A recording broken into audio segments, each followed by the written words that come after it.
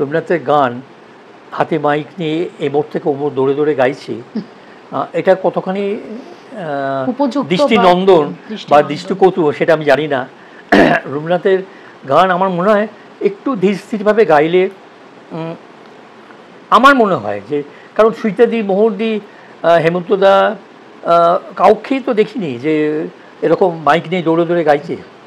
এবং এখন জিন্স পরে শার্টের বোতাম খুলে রবীন্দ্রনাথের 25শে বৈশাখে গাইতে আসছে, মানে এইটুকু একটু সম্মানটা রাখা উচিত যে আমি কার গান গাইতে আসছি। না কবে থেকে শুরু বিপ্লব দা? 57 বছর হয়ে গেল। সুবীর সেন আসতো, সবাই আসতো। সুবীরদার রেকর্ডিং আমি বাজাবো। কুসুমে কুসুমে চরণ চিহ্ন যে গানটা গাইছে, জজদা একটু আমাকে বলে দিন গানটা কীরকমভাবে গাইবো। বলে আপনি গান তো গাইলো যখন, তো চুপ করে বসে আছে, বলে কিছু বলছেন না। মানে আপনি গাইলেন খুব ভালো, কিন্তু কুসুমের মধ্যে চরণটা যদি এরভাবে রাখা তাহলে কুসুমটা তো চটকে যাবে। মানে উনি এত উইটি ছিলেন। প্রায় 100-র উপর ফিল্মে আমি বাজিয়েছি, যেরকম তার মধ্যে কিছু গান তো খুবই হিট, যেরকম বসন্ত বিলাপের সব গানই আমার বাজনা, লেগেছে লেগেছে আগুন, মিস ক্যালকাটা, তারপরে আরও অনেক গান, তারপরে লক্ষিন্দর বেহুলা, তারপরে বাবা তারকনাথ, তারপরে এরকম বহু মানে মানে বাংলা ফিল্মের গানে প্রচুর পাইছে। বললাম তো 100-র উপর গান। মানে বিপ্লব মন্ডল মানে শুধু রবীন্দ্রনাথ ঠাকুরের গান, আজকে জানলাম বসন্ত বিলাপের ওই লেগেছে লেগেছে আগুনের মতন মান্নাদের ওই গানের সাথে আপনি বাজিয়েছেন। আমার আরেকটা বিশ্বভারতীর কাছে আমার একটা অনুরোধ ছিল, কিন্তু সেটা হয়তো তারা বেশি চিন্তা করেনি। আমি বলেছিলাম যে একটা কিছু বাউন্ড রাখা উচিত ছিল, যেটা বিটোফেন, মোজার্টের বা তাদের কম্পোজিশন তুমি একটা নোট চেঞ্জ করতে পারবে। তুমি একটা এই বছরটা বিশেষ করে আমি দেখছি যে রবীন্দ্র জয়ন্তীতে রবীন্দ্রনাথকে নিয়ে মানে খুব ছেলেখেলা চলছে। মানে রবীন্দ্রনাথকে নিয়ে যত এক্সপেরিমেন্ট আমি দেখছি এই বছর থেকে আগে হয়েছে, কিন্তু এখন এই বছরটা দেখছি এত বেশি। মানে আমি জানি না কেন ওনাকে দিয়ে এত এক্সপেরিমেন্ট করছে, কিন্তু উনি তো সব করে গেছেন, কি এক্সপেরিমেন্ট করবে উনি, সেটা পছন্দও করতেন। উনি পছন্দ কি জানো তো, তবলা, খোল, পাখোয়ায় সব ফিঙ্গারিং কিন্তু আলাদা। এবং সুইত্যাদি আমার রমার বিয়ের ব্যবস্থা করেছিল, এবং শিল্পী রমা মণ্ডল, হ্যাঁ, আর সুজিতাদির বাড়িতে আমার অপরিচিত তার। আমি যখন খুশি যেতাম এবং দেখতাম, হয় মানে কখনো দেখিনি কিছু করছে না, চুপচাপ বসে আছে। সুজিতাদি সবসময় দেখতাম হয় ছবি আঁকছে, নয় কিছু পুতুল বানাচ্ছে, নয় বই পড়ছে, মানে নয় রান্না। আমি সাথী আজকে এসেছি বিপ্লব মণ্ডলদার বাড়িতে, আলাদা করে পরিচয় দেওয়ার কিচ্ছু নেই। বিপ্লব মণ্ডল আমাদের তবলাবাদক, শিল্পী, যিনি মঞ্চে থাকলে শিল্পী তো আকর্ষণের জায়গা, অনেকটা সেই আলো টেনে নেন বিপ্লবদা। বিপ্লবদা একটা ইনস্টিটিউশন, আজকে থেকে তো আর বাজাচ্ছেন না। কবে থেকে শুরু বিপ্লবদা এই সঙ্গতটা? 57 বছর হয়ে গেল। 57 ইয়ার, 57 বছর এই তবলার সাথে আছে। এখানে বিপ্লব মণ্ডল যখন তবলাতে বা খোলে বা পাখো আছে, তখন পরিবেশটাও অন্যরকম হয়ে যায়। আর বিপ্লবদা চেটোর মানে সেই আওয়াজটা নাকি অন্যরকম। বিপ্লবদা আপনি কি বলবেন? আমি নিজে জানি না, দর্শকরা জানেন। অ্যাকচুয়ালি রবীন্দ্রনাথের গানে বাজাতে গেলে যেটা সবার আগে দরকার হচ্ছে রবীন্দ্রনাথকে একটু জানা, এবং তার কথাপ্রধান গান, তো এই কথাপ্রধান গানকে প্রাধান্য দিয়ে যেটা বাজানো উচিত, মানে কথাটাকে মেন করে এই সেখানে সঙ্গতটা করা হতো। সঙ্গত হচ্ছে গানটাকে কি করে মানে সঙ্গত করে তাকে আগিয়ে নিয়ে যাওয়া, এবং গানটা যাতে ভালো হয়, গানকে ছাপিয়ে নয়। তো সেই কারণেই আমি যেটা ফলো করি, আমি অ্যাকচুয়ালি প্রথম থেকে আমি ক্লাসিক্যাল শিল্পী ছিলাম, কিন্তু সুচিত্রাদির সংস্পর্শে যখন এলাম, তখন এই সুচিত্রাদির কাছে এত জেনে তখন যে এই রবীন্দ্রনাথের মধ্যে যে ঢুকে গেলাম, সেই মানে তখন আর বেরোতে পারলাম না ওই রবীন্দ্রনাথের গানে, এবং তার সব কিছু ব্যাপার পড়াশোনা করে যেটুকু জানতে পেরেছি। এখনও কিছুই পাইনি, কিন্তু যেইটুকু জেনেছি আমি তো ভাবলাম যে ক্লাসিক প্লেয়ার, এত বড় বড় প্লেয়ার তো রয়েছে, তো আমি যদি রবীন্দ্রনাথকে নিয়ে কাজ করি তো সেটা আমার কাছে একটা অন্য মাত্রা আছে, কারণ আমি ওটাকে ভালোবেসে কাজ করছি। এবং তখনই আমার স্ট্রাইক করলো যে রবীন্দ্রনাথের সঙ্গীতটাকে একটা আলাদা স্থান আছে, উনি করেই গেছেন সেটা। তো আগে সেরকমভাবে কোনো মানে সঙ্গীত নিয়ে কিছু রিসার্চ হয়নি। হ্যাঁ, দাদরা, কাহারপা, ঝাঁপতাল, একতাল সবই ছিল, কিন্তু সেটা ওই যেরকম পুঁথিগত বাজনা হতো সেরকম বাজানো হয়েছে। তো তারপরে আমি চেষ্টা করলাম যে না, গানের কথাটাকে মানে দেখে যদি আমি বাজাতে পারি, তো আমার সেইটাই শুরু।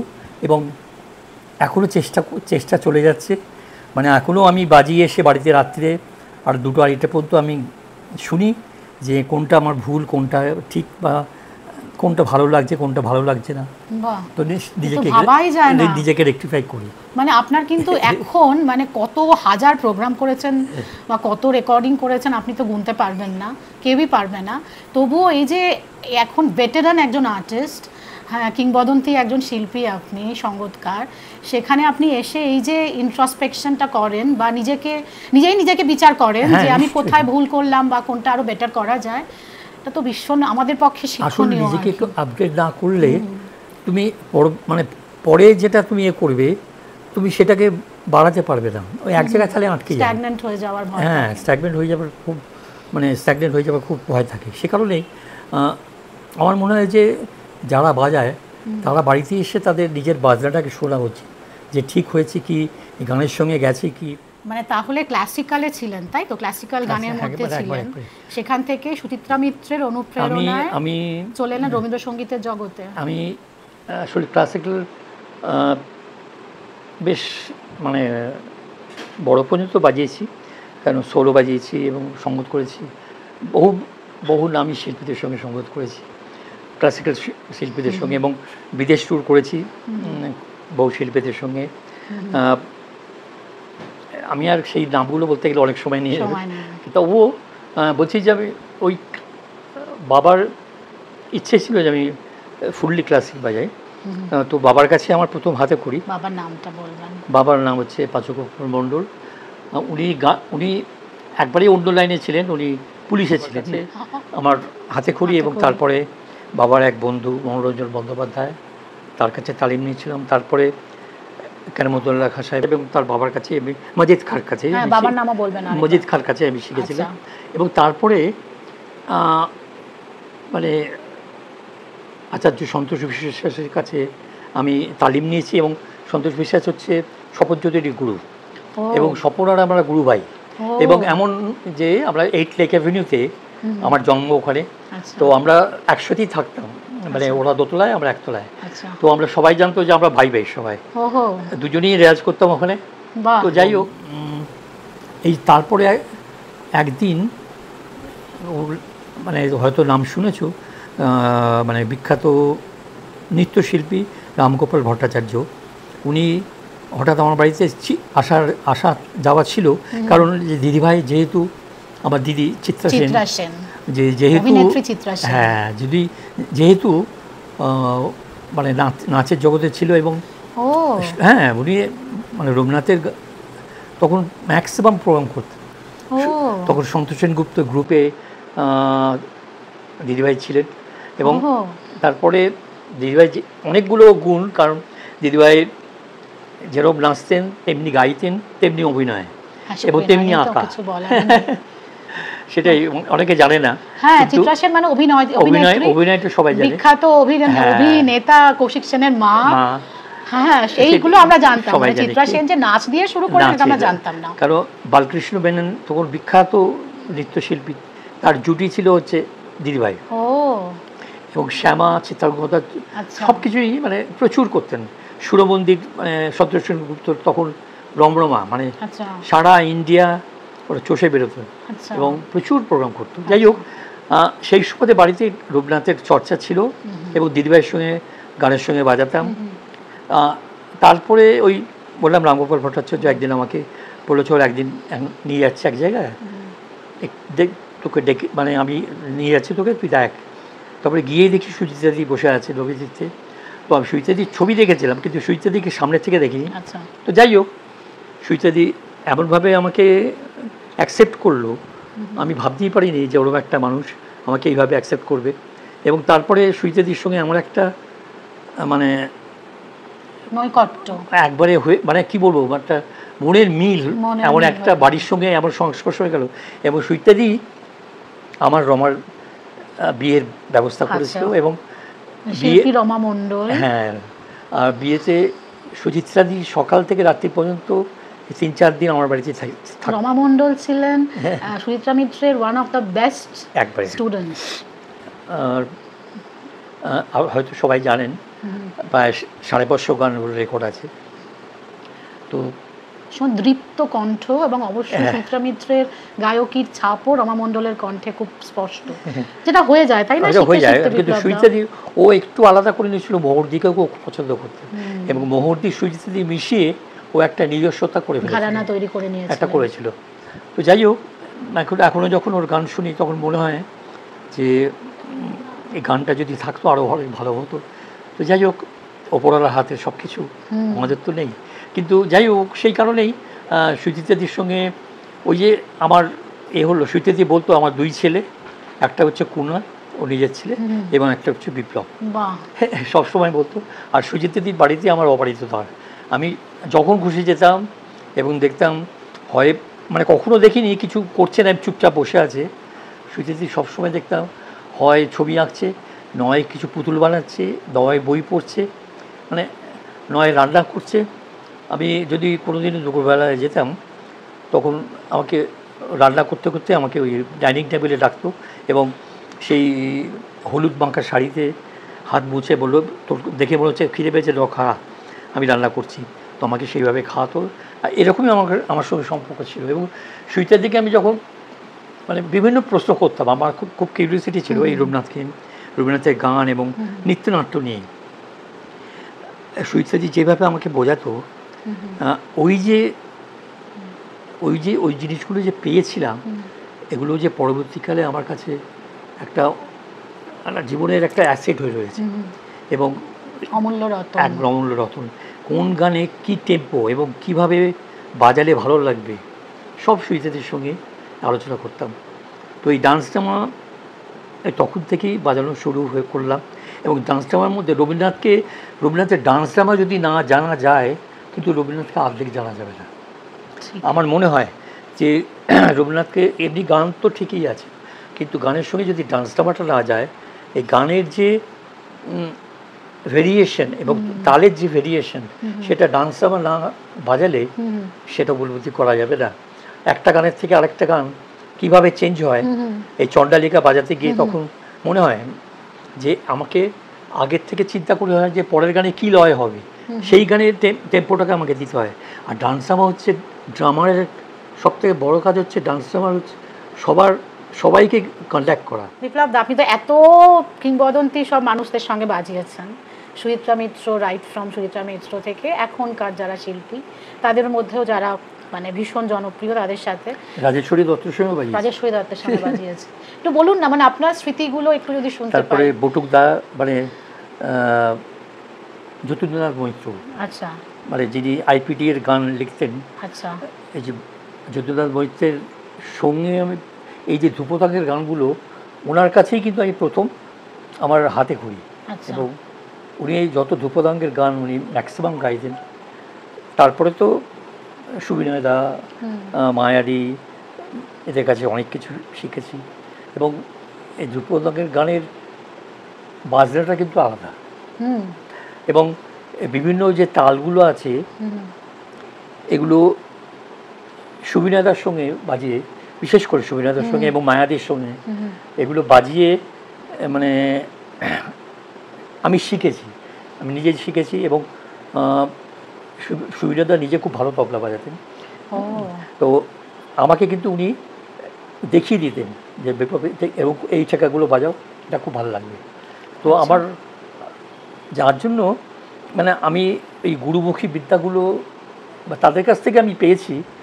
এবং এখনকার ছেলেমেয়েরা তো সেই ওই গানগুলো শোনেনি এবং তাদের সঙ্গে তার সংস্পর্শে আসতে পারেনি, যার জন্য মানে ওই এইটা বুঝতে পারে না রবীন্দ্রনাথের গানের যে ডেপটা বা কী করা উচিত, এবং আগেকার মানুষরা তারা যে কীভাবে একটা গানকে কি বলবো তার অ্যাপ্রোচটা কি হতো, হ্যাঁ অ্যাপ্রোচ প্লাস হচ্ছে ওই সে পরিবেশনটা কীভাবে করবে, তার মধ্যে যে ডুবে যাওয়া। আমার মনে হয় না যে এখনকার যারা বাজাচ্ছে বা শিল্পীদেরও অনেক আছে যে হয়তো না জেনে, আমার মনে হয় এই যে যদি এই যে যারা শিল্পী আগে তুমি সুবিনাদার সঙ্গে যদি ঠেকা একটুখানি কেউ চেঞ্জ করে বাজাতো, সুবিনাদা তাকে বলে দিত না এই ঠেকাটা বাজাও, এই গানের সঙ্গে এটা আসবে। কিন্তু এখনকার কোনো শিল্পীকে আমি দেখি না যে এই চিন্তালে গান যখন কাহার বাবা যাচ্ছে তখন বলে দিতে যে এখানে ঠিক হচ্ছে না, এটা তুমি চিন্তাল বাজাও, সেও গেয়ে যাচ্ছে বাজিয়ে যাচ্ছে। আমি দেখছি না যে শিল্পীরা কেউ তাকে রেকটিফাই করে দিচ্ছে, হয়তো না জানতে পারে তবলা যে বাজাচ্ছে সে না জানতে পারে, কিন্তু তাকে বলে দেওয়া উচিত যে এই গানটা এই বাজানো উচিত। সে নিশ্চয়ই শিখেছে, যে গাইছে সে নিশ্চয়ই শিখেছে, কিন্তু তাকে বলে দেওয়া উচিত সবসময়, তাকে রেকটিফাই করে দেওয়া উচিত। তো এখন সেটা হয় না। তো যাই হোক, আমরা যখন বাজাতাম তখন খুব তটস্থ হয়ে বাজাতাম যে গানটা যাতে না খারাপ হয়। আর ব্যাপারটা হলো যে আমি জানি না এরপরে হয়তো অনেকে বলছে যে এখন যেটা চলছে এটা 10 বছর পরে বোধহয় এটাই চলবে, কিন্তু আমার মনে হয় যে নতুন প্রজন্মে যে নতুন শিল্পীরা বাচ্চা শিল্পীরা খুব ভালো গাইছে, কিন্তু তাদের কাছে কি বার্তা যাচ্ছে যে রবীন্দ্রনাথের গান বোধহয় এটাই, এরকম প্যাটার্ন করে বাজানো বা গানটাকে এরকম করে গাওয়া, তালটা কি যথাযথভাবে শেখানো হচ্ছে না বা তারা শিখছে না? না, শিখলেও এই এক্সপেরিমেন্টের দিকে বেশি নজর হয়ে গেছে। মানে আমি কিভাবে লোককে অ্যাট্রাকশন করতে পারি, আগে কিন্তু এটা ছিল না, আগে গানই করতে হতো। এখন মানে আনুষঙ্গিক ব্যাপারটা তুমি দেখো, এখন একটা গানের শিল্পী কতগুলো মিউজিশিয়ান নিয়ে বসে, আগে কিন্তু সেটা বসতো না। আগে তার গলাটা ছিল একটা এস্টাজ, তখনও কিবোর্ড হয়নি, কিবোর্ড তো অনেক পরে এসছে, তখন এস্টাজ, হারমোনিয়াম, হয়তো হেমন্তদা একটা গিটার নিত, আর কিছু থাকতো না, কিন্তু তার নিজের গলার ওপর যতখানি দখল ছিল, মানে সেটা আমার মনে হয় এখনকার শিল্পীরা সেটা খুব একটা করে না। মানে এখন মিউজিকের ওপর তারা বেশি নজর দেয়। মানে আমার মনে হয় যে তারা খুব এতে ভুগছে, মানে আমি কি গাইবো, মানে একজন শিল্পী এখন রবীন্দ্রনাথের গান গাইছে, আধুনিক গাইছে, নজরুল গাইছে, ফোক গাইছে, সব গাইছে, মানে স্থির করতে পারছে না যে আমি কি গাইলে মানুষে নেবে। সেটাই এখন মানে এখন একটা আমি ট্রেন্ড দেখছি এটা। বিপ্লব দা, আমাকে একটু বলুন, মানে আমি নিজে যেহেতু গান করি, এটা আমার সবসময় মনে হয় আর কি, তবলা তো হলো ডায়া বায়া, চলে এলো খোল, আর এলো পাখোয়াজ, এই তিনটে কিভাবে প্রয়োগ করেন, মানে কোন গানে কোনটা বাজবে কিভাবে সিদ্ধান্ত নেন? আসলে কি জানো তো, এই তবলা, খোল, পাখোয়াজ সব ফিঙ্গারিং কিন্তু আলাদা। আচ্ছা, তবলার একরকম ফিঙ্গারিং, পাখোয়াজের মানে পুরো হাত খুলে বাজাতে হয়, পাখোয়াজের ফিঙ্গারিং আলাদা, খোলের ফিঙ্গারিং আবার আলাদা। আচ্ছা, এইটুকু মুখে খোলের আওয়াজটাকে বের করতে হয় এবং তার কানিটাকে বের করতে হয় আওয়াজটা। মানে এক একটা ইনস্ট্রুমেন্টস কিন্তু এক একটা ফিঙ্গারিং আলাদা। আবার মৃদঙ্গ যখন বাজাবে, মৃদঙ্গ তখন কিন্তু ফিঙ্গারিং আলাদা। এই ফিঙ্গারিংগুলো যদি না জানা যায়, আমি তবলার ফিঙ্গারিংয়ে সব বাজিয়ে যাচ্ছি, সেটা কিন্তু তার সাউন্ডটা পাবে না। এই যে তুমি বলছো না যে হ্যাঁ, বিপ্লবদার মানে বাজানোটা মানে বিপ্লবদাকে আলাদা করে দেয় আর কি, অনেকের থেকে আলাদা করে দেয়। এই যে তুমি বলছো এটাই, যে এই কারণেই যে এই ফিঙ্গারিংটা না জানলে, যে প্রত্যেকটা ইনস্ট্রুমেন্টস প্রত্যেকটা ফিঙ্গারিং আলাদা, সেই ফিঙ্গারিংয়ে না বাজালে কিন্তু তুমি তার এসেন্সটা তুমি পাবে না। সেই কারণেই যে আমি ওই আলাদা আলাদা ফিঙ্গারিং কিন্তু বাজাই, সেই জন্য হয়তো একটু আলাদা তোমাদের কানে লাগে। আমি জানি না, সেটা দর্শক জানে। আমার মানে সেটাই আমি চেষ্টা করছি যে আমি সেইভাবে বাজাই, এবং এখনও বাজেই যাচ্ছি, 10টা জেনারেশন বাজানো হয়ে গেছে। সেই মানে এখনও কিন্তু রবীন্দ্রনাথকে জানতে পারলাম না, মানে তার তার কী বলবো, নখ স্পর্শ করতে পারলাম না যে কি আজকে একটা আমি গান পড়ি একটা মানে হয়, আবার কালকে যদি ওই গানটা পড়ি একটা অন্য মানে হয়ে যায়। মানে আমি আমার কাছে এটা আশ্চর্য লাগে যে একজন কম্পোজার, তার দেখো রবীন্দ্রনাথের গানে কোনো রিমেক হয় না, সব গানে রিমেক বলে, আধুনিক গানের বলো, হিন্দি গানের বলো, যাই যেগুলো হোক না গেল, তার একটা গান যদি আরেকজন গায় সেটাকে রিমেক হয়ে যায়। কিন্তু রবীন্দ্রনাথের গান হাজার হাজার, একটা গান হাজার হাজার ছেলে মেয়ে গাইছে, সেটা কিন্তু কখনো রিমেক হয় না। তখনই কিন্তু মনে হয় যে এই গানটা বোধহয় আজকে শুনছি। আর মানে অত বছর আগে উনি কম্পোজ করেছেন, মনে হয় যেন এক্ষুনি উনি লিখেছেন, এক্ষুনি সুর করেছেন। এই জিনিসগুলো একটু বুঝতে হবে। আর আরেকটা জিনিস হলো যে এই বছরটা বিশেষ করে আমি দেখছি যে রবীন্দ্র জয়ন্তীতে রবীন্দ্রনাথকে নিয়ে মানে খুব ছেলেখেলা চলছে। মানে রবীন্দ্রনাথকে নিয়ে যত এক্সপেরিমেন্ট আমি দেখছি এই বছর থেকে আগে হয়েছে, কিন্তু এখন এই বছরটা দেখছি এত বেশি, মানে আমি জানি না কেন ওনাকে দিয়ে এত এক্সপেরিমেন্ট করছে, কিন্তু উনি তো সব করে গেছেন, কি এক্সপেরিমেন্ট করবে? উনি সেটা উনি পছন্দ করতেন না, কিন্তু মানে উনি সবসময় বলতেন যেন ওনার গান মানে ওনাকে চেনা যায়, কোনো ফাঁক রেখে যায়নি যে অন্য কেউ ভরাট করবে আমি বাহবা দেব। উনি নিজে বলেছেন আমি আমার গানে কোথাও ফাঁক রেখে যাইনি যে অন্য কেউ সেটা ভরাট করলে আমি তাকে গিয়ে পিঠ চাপড়াবো যে বাহবা কি ভালো করেছো। সেটা নিয়ে তো ধূরজ্যোতি প্রসাদ বাবুর সাথে, দিলীপ রায়ের সাথে ঘন্টার পর ঘন্টা তর্ক চলেছে, আলোচনা চলেছে। কিন্তু দেখো যতদিন যাচ্ছে রবীন্দ্রনাথের গানকে নিয়ে মানুষ আরো বেশি মানে উপলব্ধি করছে এবং আরও মানুষ গাইছে। তুমি দেখো যে কোনো আর্টিস্ট আগে একটা করে রবীন্দ্রনাথের গান গাইবে, তারপর অন্য গান গাইবে, আমার এমনই একটা সিগনেচার হয়ে গেছে। কিন্তু রবীন্দ্রনাথকে নিয়ে যে এখন এই ছেঁড়া কাটা চলছে, আমার মনে হয় না যে রবীন্দ্রনাথের রিদিমকে নিয়ে, এই যে বাজনা নিয়ে অনেক রকম এখন পরীক্ষা নিরীক্ষা চলছে।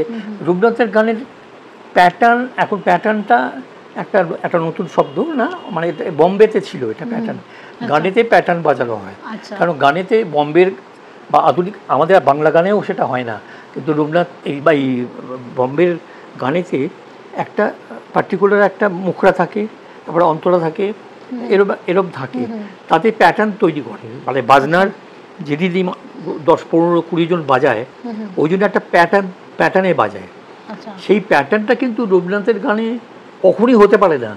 এখন অনেক বাচ্চা ছেলেরা তারা রবীন্দ্রনাথের গানে মানে না বুঝে গানটা কি বলছে এবং গানটার কি সুর, কথাটা কি, সেটা না বুঝেই ওই প্যাটার্ন বাজাতে আরম্ভ করে দিচ্ছে। আর জানি না মানুষের সেটা নিচ্ছে কতখানি। এবং আজকালকার রবীন্দ্রনাথের গান হাতে মাইক নিয়ে এমোর থেকে ওমর দৌড়ে দৌড়ে গাইছে, এটা কতখানি দৃষ্টিনন্দন বা দৃষ্টিকটু সেটা আমি জানি না। রবীন্দ্রনাথের গান আমার মনে হয় একটু ধীর স্থিরভাবে গাইলে আমার মনে হয় যে, কারণ সুচিত্রাদি, মোহরদি, হেমন্তদা কাউকেই তো দেখিনি যে এরকম মাইক নিয়ে দৌড়ে দৌড়ে গাইছে। এবং এখন জিন্স পরে শার্টের বোতাম খুলে রবীন্দ্রনাথের 25শে বৈশাখে গাইতে আসছে, মানে এইটুকু একটু সম্মানটা রাখা উচিত যে আমি কার গান গাইতে আসছি।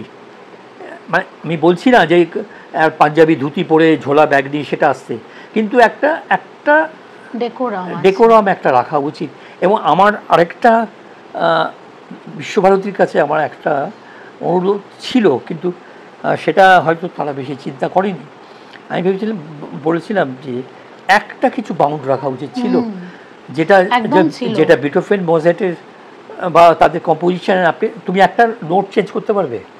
তুমি একটা নোট চেঞ্জ করো যদি, তোমার কেরিয়ারই নষ্ট হয়ে যাবে, তোমাকে একবারে করে দেবে, আলাদা করে দেবে, কেউ করতে পারবে না। হ্যাঁ, যেখানে ভায়োলিন বেজেছে সেখানে হয়তো ফ্লুট বাজাতে পারে, বা ফ্লুটের জায়গায় সেখানে হয়তো মানে অন্য কোনো ইনস্ট্রুমেন্টস বাজাতে পারে, কিন্তু তুমি নোট চেঞ্জ করতে পারবে না। এখন তো রবীন্দ্রনাথ গানে নিজের সুরের তালটা পর্যন্ত চেঞ্জ করে দিচ্ছে। আপনি আমাকে বলেছেন আগে। হ্যাঁ, তালটা পর্যন্ত চেঞ্জ করে দিচ্ছে। দাদরা একতালের গান দাদরা বাজাচ্ছে, তিনতালের গান হারবা বাজাচ্ছে, যা খুশি তাই করছে। আর এখন একটা নতুন ট্রেন্ড এসছে যে তবলা ছাড়া গাওয়া, তালের গান তবলা ছাড়া গাইছে সিনথেসাইজারের সঙ্গে গাক, কিন্তু সেটা কিছু গান আছে যেগুলো করা যায়, সব গান করা যায় না। ওয়েস্টার্ন প্যাটার্নের গানগুলো করা যায় হয়, কারণ রবীন্দ্রনাথের সেই গান তো করে গেছে, সেই গানগুলো করবে না। কিন্তু তুমি সব গানে তুমি আমারও পড়ানো যাওয়া যায়, তুমি এটা কি ওয়েস্টার্ন গান?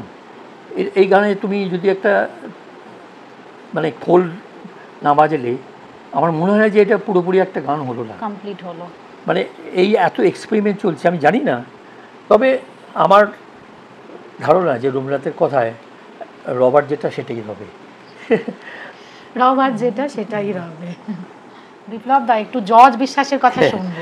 হ্যাঁ, জর্জদার কথাটা বলা হয়নি, কারণ জর্জদার সঙ্গে জর্জদা যতদিন স্টেজে গেছেন শেষ দিন পর্যন্ত আমি বাজিয়েছি। এবং জর্জদার সঙ্গে আমার পরিচয় হওয়ার পর ওনার ছিল যে সকালবেলা জর্জদার বাড়িতে যেতে হবে। আচ্ছা। তো আমাকে রোজ সকালবেলা আমি জর্জদার বাড়িতে যেতাম। আচ্ছা। তো জর্জদা বসে থাকতেন একটা ছোট ঘরে, একটা ইজি চেয়ারে, হারমোনিয়ামটার সামনে, পাশে একটা মোড়া, ওই মোড়াতে সবাইকে বসতে হতো। আচ্ছা। তো উনি সবাইকে আপনি করে ডাকতেন, মানে সে ছোট হোক বড় হোক সবাই আপনি। আমাকে ডাকতেন, বিপ্লববাবু আইসেন? হ্যালো, হ্যাঁ এসছি আমি। বয়েন ওখানে আমাকে বসতে বললো, বসতে তখন গান আরম্ভ করতো। মানে ওই গান গাইছে, আবার পান খাচ্ছে, আর উনি পান হামাল দিস্তায় এরকম ছেঁচে পান খেতেন, আবার বলে এই গানটা শোনেন, আবার একটা গান আরম্ভ করলো। তাই এটা ঘন্টা পর ঘন্টা চলতো। এবং আমি খালি মুগ্ধ হয়ে শুনতাম যে একটা গানের মধ্যে, একটা গানকে প্রাণ প্রতিষ্ঠিত করার জন্য একটা মানুষ কীভাবে গানটা গাইছে, এবং তার কথার ডেলিভারি, মানে উনি কথাটাকে খুব প্রাধান্য দিতেন। তো কথাটাকে কীভাবে বললে মানে এই গানটার মানেটা হয়। তারপরে সন্ধেবেলায় মায়াদির বাড়িতে আমরা সবাই যেতাম, জর্জদা যেতেন, এবং মায়াদি তো ক্লাস করে ঘরে আসতেন, মায়াদির ঘরে। তারপরে ওখানে অভিরূপ আসতো, তারপরে আমাদের সুবীর সেন আসতো, সবাই আসতো। সুবীরদার রেকর্ডিং আমি বাজাবো, কুসুমে কুসুমে চরণ চিহ্ন রেখেছে, গানটা গাইছে। জর্জদা একটু আমাকে বলে দিন গানটা কীরকমভাবে গাইবো। বলে আপনি গান তো গাইলো, যখন তো চুপ করে বসে আছে, বলে কিছু বলছেন না। মানে আপনি গাইলেন খুব ভালো, কিন্তু কুসুমের মধ্যে চরণটা যদি এরভাবে রাখা, তাহলে কুসুমটা তো চটকে যাবে। মানে উনি এত উইটি ছিলেন, এমনভাবে কথা বলতেন, এই দেখুন কিভাবে বলতে হয় কথাটাকে। কুসুমের মধ্যে আপনি চরণটা রাখছেন, হ্যাঁ, সেই চরণটা কিভাবে রাখতে হবে। তো উনি গাইলেন, আর চোখের সামনে আমি একটা পুরো মনে হলো একটা পেন্টিং দেখছি, একটা মানে মনে হচ্ছে আমি সত্যি যেন একটা ওই কুসুমের ওপর চরণের চিহ্ন রেখে গেল। মানে এই যে বলাটা, এগুলো তো আমাদের কাছে একটা শিক্ষণীয় ব্যাপার। এই যে গানের মডুলেশনটা কিন্তু রবীন্দ্রনাথের গানের সবথেকে বেশি দরকার। গানের মডুলেশনটা না থাকলে রবীন্দ্রনাথের গানে পুরো গানটা কিন্তু মানে তার ব্যাপ্তি হয় না। মডুলেশন প্রচণ্ড দরকার। আর এই জর্জদার সঙ্গে প্রচুর প্রোগ্রাম করতাম, এবং ঢাকায় গেছি, যাই হোক কিছু জর্জদার প্রচুর গান, আর মানে প্রচুর প্রোগ্রামে অনেক ঘটনা, কিন্তু সেগুলো বলতে গেলে অনেক সময় নিয়ে নেবে। কোনো মানে কিচ্ছু নেই, একটা মোটর বাইক নিয়ে ঘুরতেন, আর একটা হেলম্যান গাড়ি ছিল, সেটা খুব একটা চালাতেন না। গাড়ির মধ্যে একটা চেন দিয়ে একটা বালতি বাঁধা থাকতো, মানে জল ঢালতে হতো। আগে গাড়িতে রেডিয়েটার ছিল, রেডিয়েটারে গাড়ি জল ঢালতো, তো সেই জন্য একটা বালতি চেন দিয়ে রেখে দিয়েছিল। তো যাই হোক, আর একটা ছোট্ট ঘটনা জর্জদার। তো আমি একদিন সকালে ঢুকছি, দেখছি কড়িকাঠের সঙ্গে একটা সুতোর সঙ্গে একটা নাম কি আমাদের রসুন ঝুলছে নাকের কাছে। তো আমি বলছি কী হলো জজদা এরকম কী এরকম বয়েন আমি বসুক গানটা বলছে। তো আমি জিজ্ঞেস করছি জজদা কী হলো এটা? আরে কিচ্ছু না, বাড়িতে রসুন ফুরিয়ে গেছে, এটা মনে রাখার জন্য আমি ও রসুনটা মুখের কাছে রেখেছি। মানে এরকম ছোটো ছোটো ঘটনা মানে এত আছে। আর এই জজদা রবীন্দ্রসদনে যখন গাইছে 1 মাস আগে হাউসফুল। আচ্ছা, জজদার নাম দেওয়া বারণ ছিল, কিন্তু এমনি লোকের মুখে মুখে শুনে 1 মাস আগে হাউসফুল হয়ে যেত। তো স্কিন উঠছে তখন উনি আবার লতা মঙ্গেশকরকে একবারে উনি পাগল ছিলেন। ও আর লতা মঙ্গেশকরের গানগুলোও গাইতেন উনি। তাই? হ্যাঁ, ওনার আধুনিক গানও আছে। আচ্ছা, হ্যাঁ, তো যাই হোক উনি না যেও না গানটা গাইছে স্টেজে। আমি জজদার স্ক্রিন উঠছে, বলে ঠিক আছে বাজান, তো না যেও না গাইছে। তো যাই হোক আমি রজনী এখন বাকি।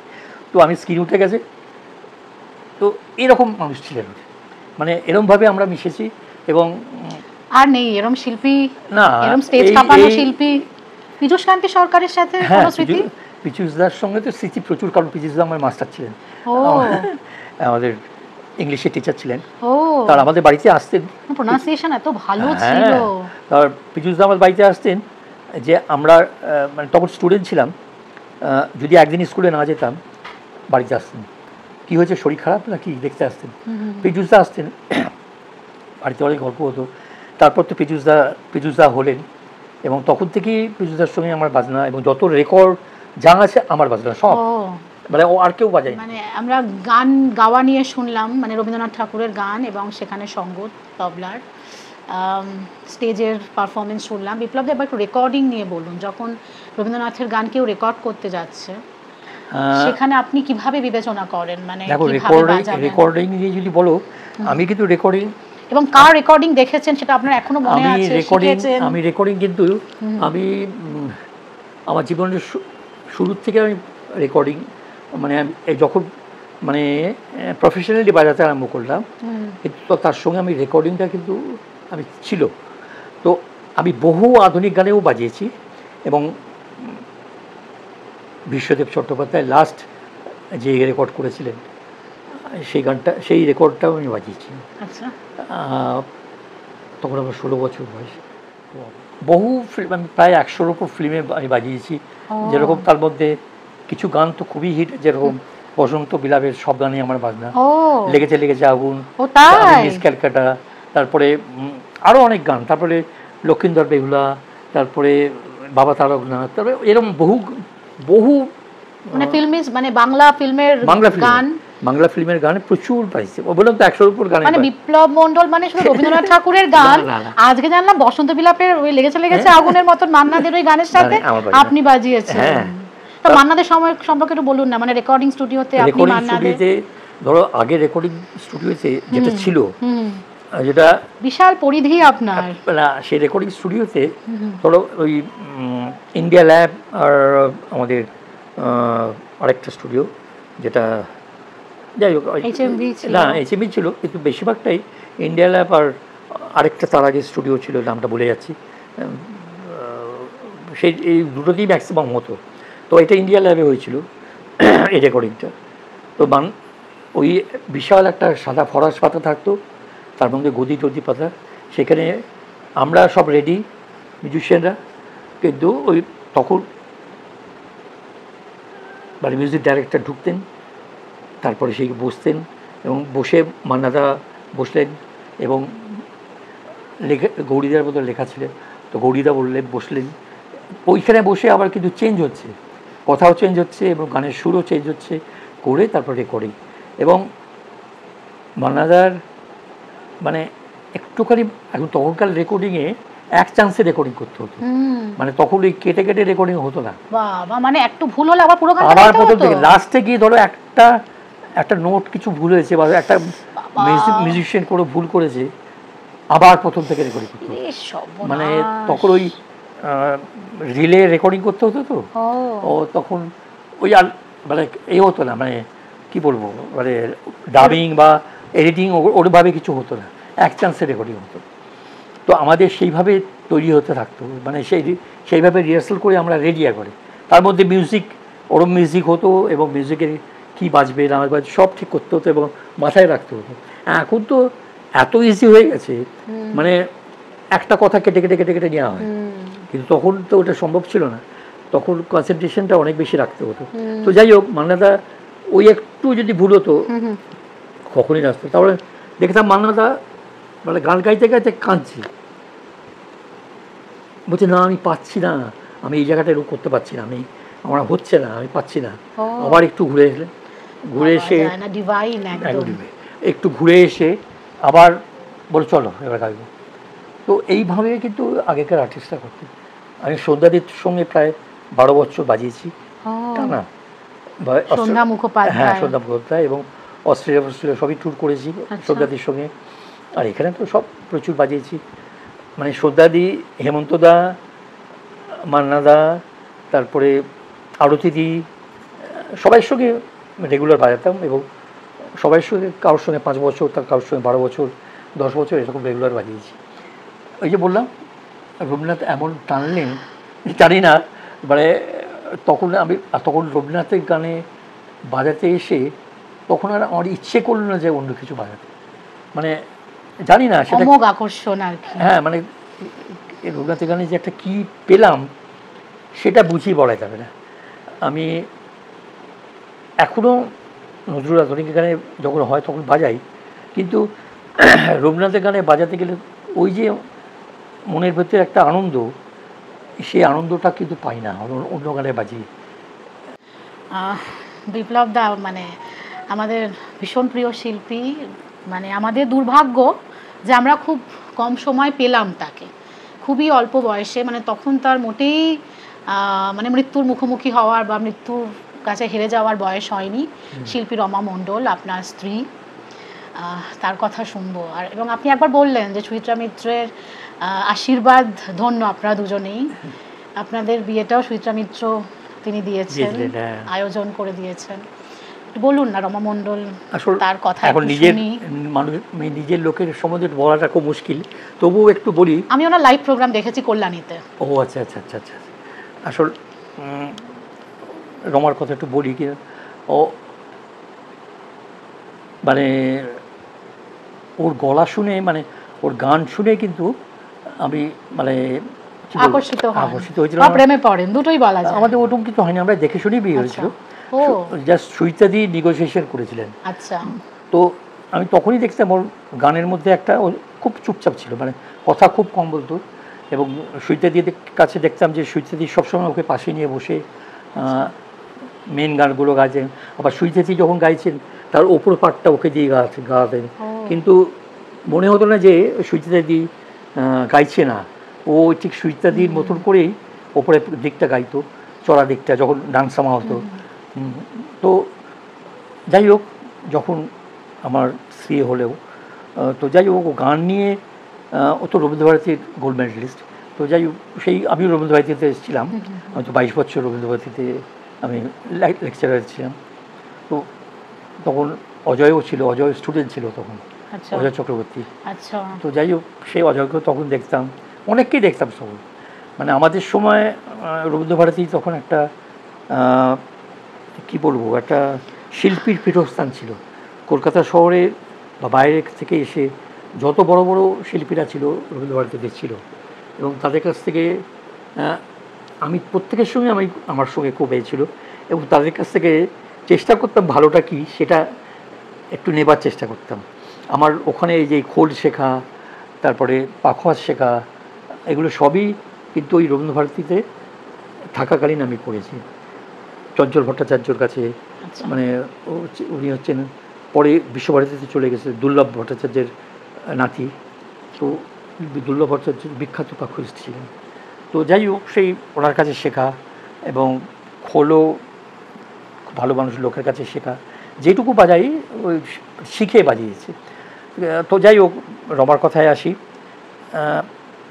রমা ওর গান ছাড়া আর সংসার ছাড়া আর কিচ্ছু জানতো না।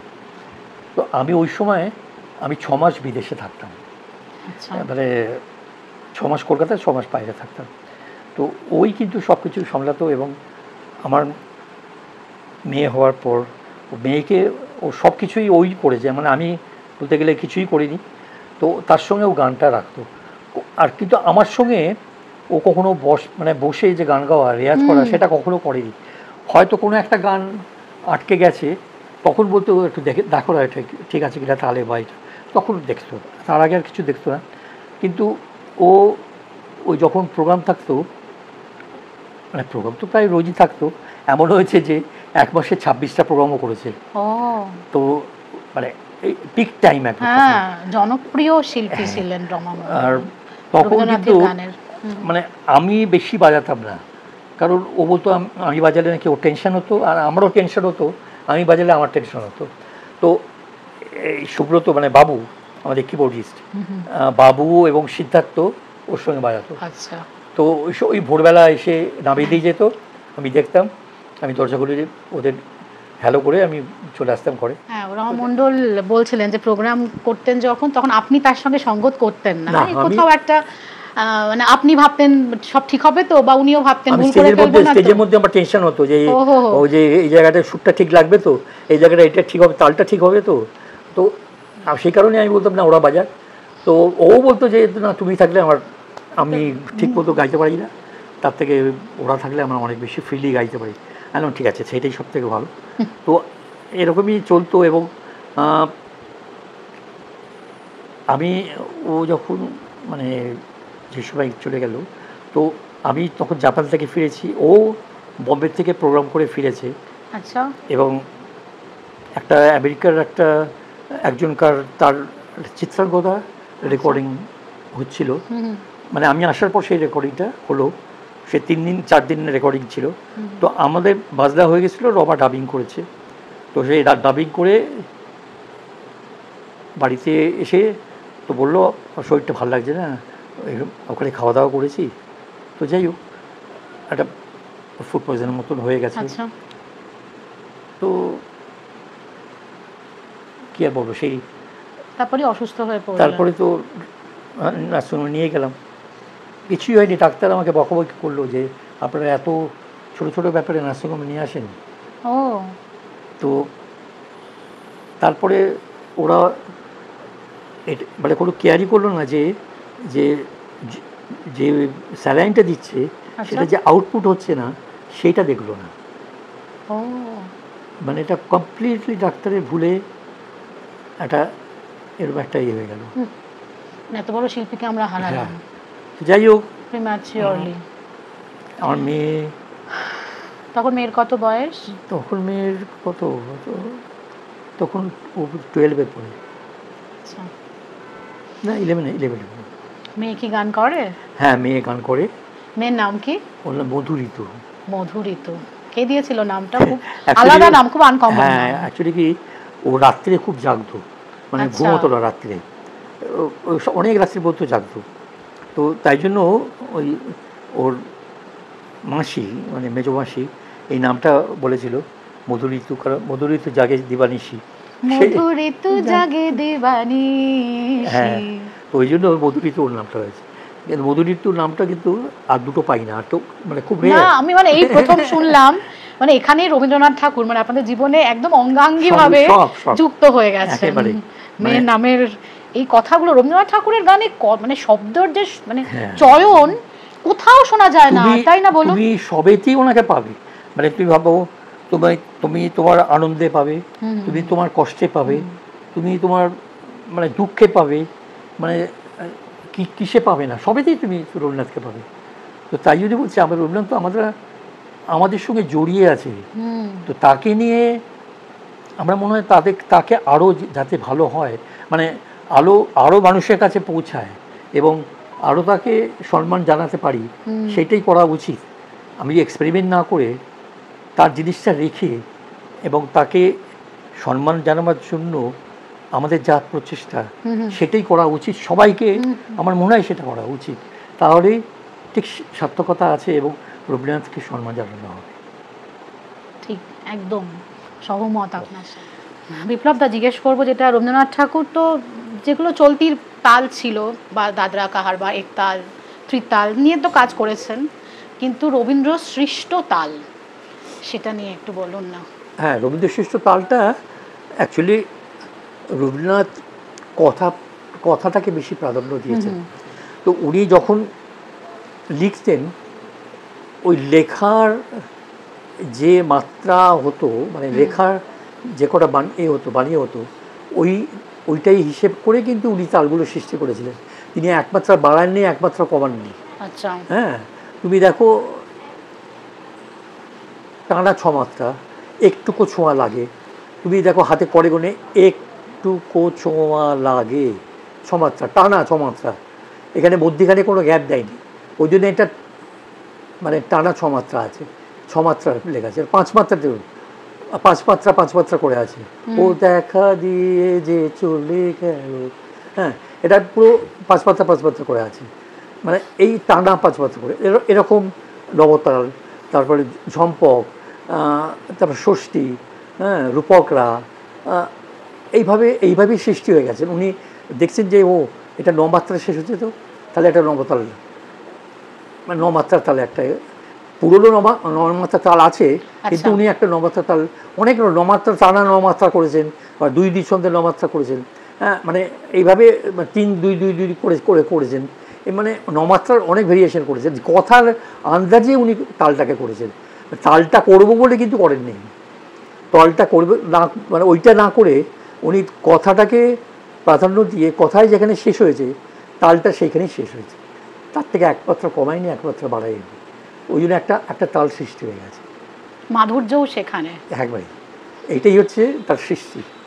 খুব সংযমী ছিলেন তো, উনি বলতেন সংযমটাই শিল্পের সৌন্দর্য। একবারে সেটাই দরকার। বিপ্লব দা, একটুখানি শৈলজারঞ্জন মজুমদার এবং শান্তিদেব ঘোষের সম্পর্কে শুনব। আপনার যে অভিজ্ঞতা, ওনাদের সান্নিধ্যে আসার যে স্মৃতি। সেটাই আসলে শৈলজাদারকে পেয়েছি আমি খুব কম সময়, কিন্তু মানুষটাকে দেখে উনি যখন প্রোগ্রামে ওনার সংস্থা যেটা ছিলেন ওটাতে আমি বাজাতাম, এবং নৃত্যনাট্যে ওরা হতো তখন ওখানে বাজাতাম।